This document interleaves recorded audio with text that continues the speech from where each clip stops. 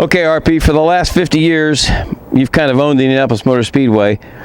Now you really own the Indianapolis Motor Speedway, and I've never had so many emails, so many phone calls. AJ Foyt, Mario Andretti, Parnelli Jones, Bobby Unser, Bobby Rahal. It's just this amazing wave of positivity of people just saying, thank God, this is the greatest thing that could happen to racing. Are you surprised by that reaction, or did you kind of think, well, I think people understand I'm all about this place? Well, look, I grew up with Andretti and Foyt, and I think we all said on the phone when I talked to them yesterday, without this place, we would not be where we are today. So it's really a dream come true, and I'm glad there's lots of support. There's lots of anticipation. So as you say, we got to deliver, and it's nice being up here with you. I knew how to get up to this part of the Speedway. Yeah, you've been here only 18 times. I got that. So what... everybody says, oh, what's going to happen? He said, your modus operandi is you take a look at things, and then maybe in the 6 months or a year you make changes. What do you think this place is going to look like in 5-10 years? Well, I don't want to speculate right now. I think the great thing is there's a good team here. In fact, we're right now looking at some plans that were a byproduct of Project 100, and I think a lot of time and effort was spent on that, and I think what we want to do are those things that we can activate immediately that might not take place by the next race, but within the 12 months we can make a difference. We've got to think, number one, about the fan. Maybe before number one is the safety at the track, and I think that the team has done a great job. Tony investing in soft walls has been amazing. It's all around the world now to me. So we have to look at that first, and then what we can do for our fans and certainly the teams and the drivers. Okay, I've been beating our Mark Miles for the last 5 years about the Indy 500 purse and how it needs to go up, and you on the other side of the fence, because you were one of those guys, even though you win every year, it still doesn't probably pay what it should pay, and neither do the IndyCar purses. Will that be like a number one priority to maybe find a title sponsor?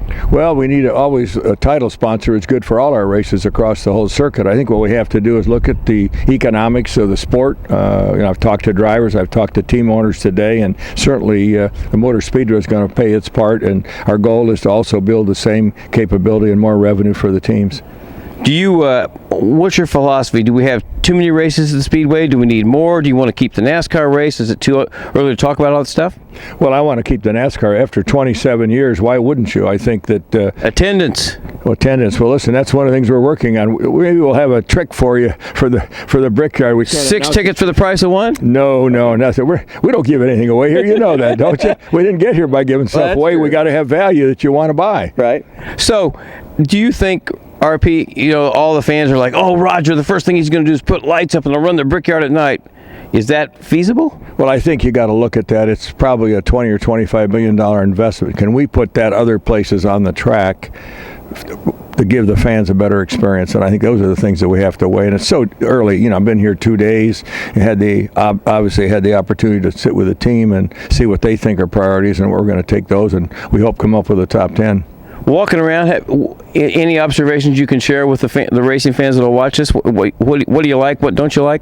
Well, I'm just amazed. We come here when this thing is all lit up, and to walk around and see the expanse of 1,000 acres. And we met with the city mayor of Speedway today, and we're going to do some land swapping to make it better for the fan outside the track.